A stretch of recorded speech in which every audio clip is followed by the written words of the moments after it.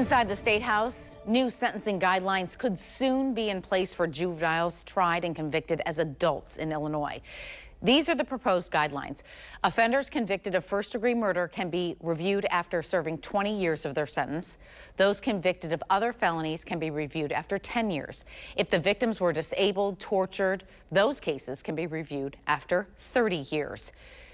News Channel 20 Spencer Davis joins us now after speaking to an opponent and a proponent of this legislation. Spencer? The bill, led by 4 representatives from the Chicagoland area, seeks to give rehabilitated inmates a second chance. I'm very appreciative of, the chance that I have.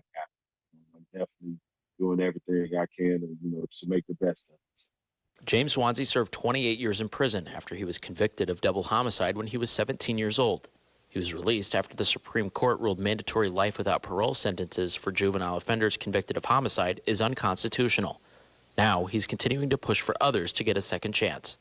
Right, just trying to give individuals that is serving, a substantial amount of time, and individuals that have changed, right, that want to reintegrate, successfully to society.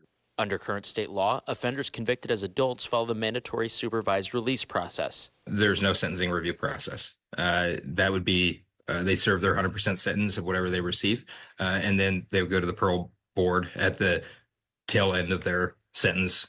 If the proposed legislation is made into law, longer sentences for more serious crimes could be reduced. Someone at 18 that gets sentenced to 20 years in prison, so that would essentially, in effect, cut your sentence in half by 50% already.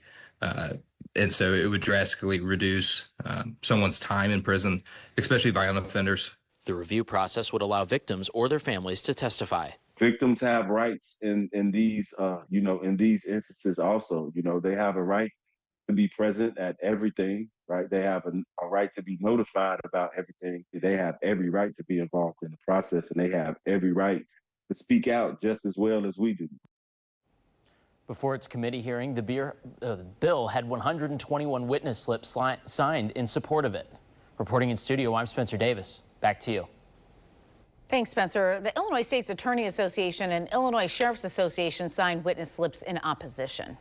Thank you for watching. Make sure you subscribe to our YouTube channel and watch more videos from News Channel 20.